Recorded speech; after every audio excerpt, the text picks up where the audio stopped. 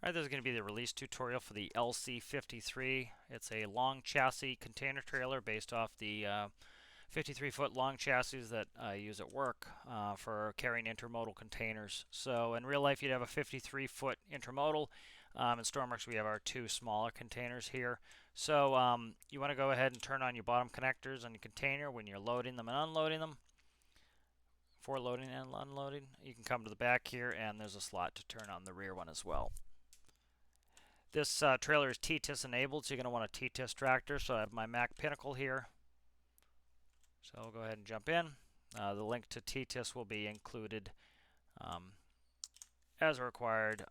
Download in the workshop page. So let's go ahead and reverse into the trailer. All right, we'll connect. As you can see, trailer brakes are still on as a realistic feature of TTIS. Let's go ahead and shut our tractor brakes. All right, so now let's go and I'll connect our light cord from our tractor to the long chassis. That will give us electricity, so we can now raise the landing gear. All right, landing gear's coming up. All right, the brakes are default on, and you need to release them via the realistic air supply in the TTIS system. So we're going to release the tractor brakes, the trailer brakes, and we'll go ahead and pull it out.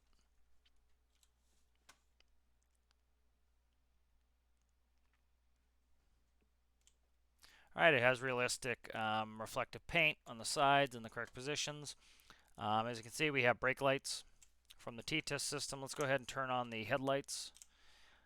With the headlights on, as you can see, we have yellow front lights.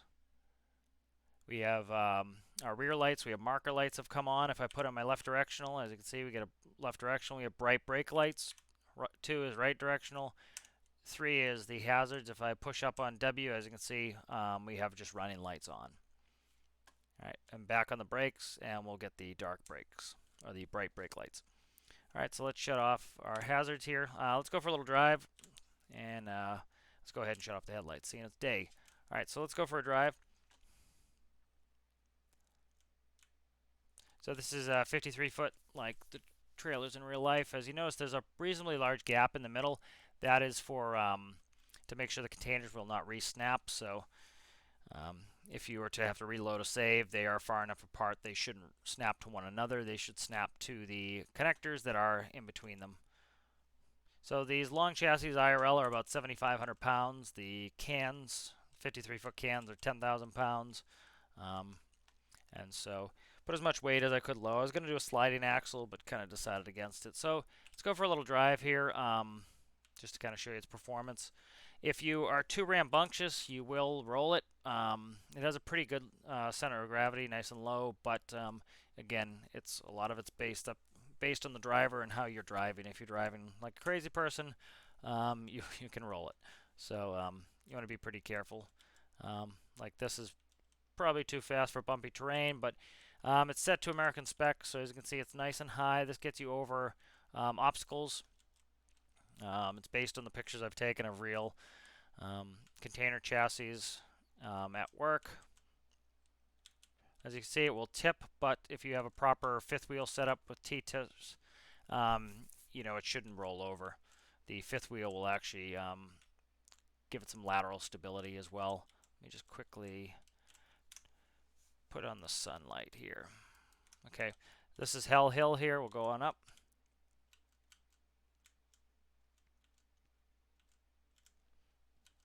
And so this is a good efficient trailer for doing container missions.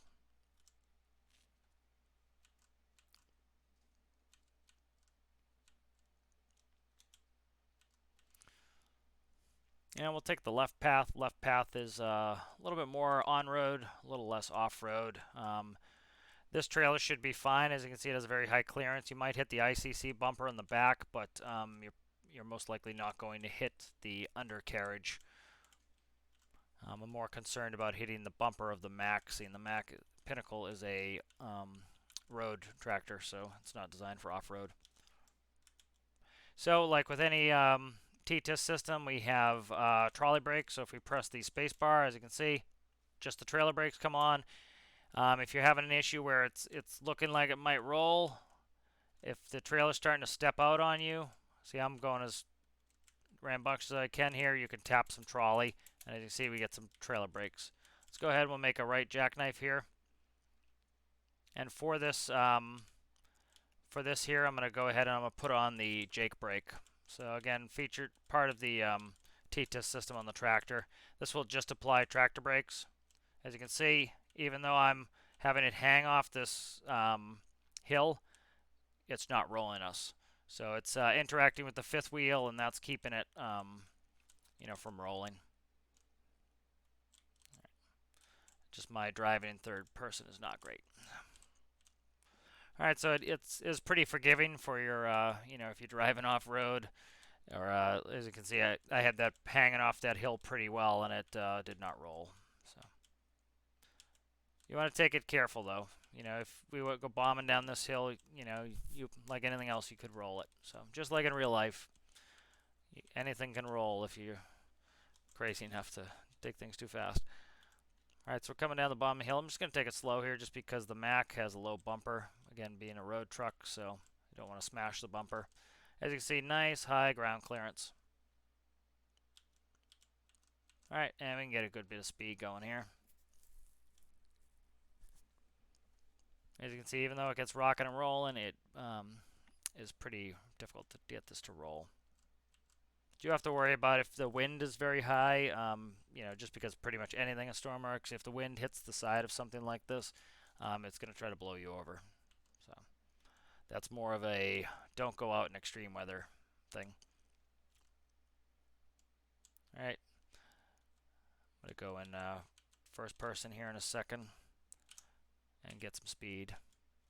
That's probably 9th. Yeah, that's 9th gear. Let's go into 10th. All right, we're in 10th gear. We're doing about, we'll probably get up around 60, 65 miles an hour probably. Yeah, it looks like we'll get up to 65. Yep, right around there. Okay, we'll go back out into third person.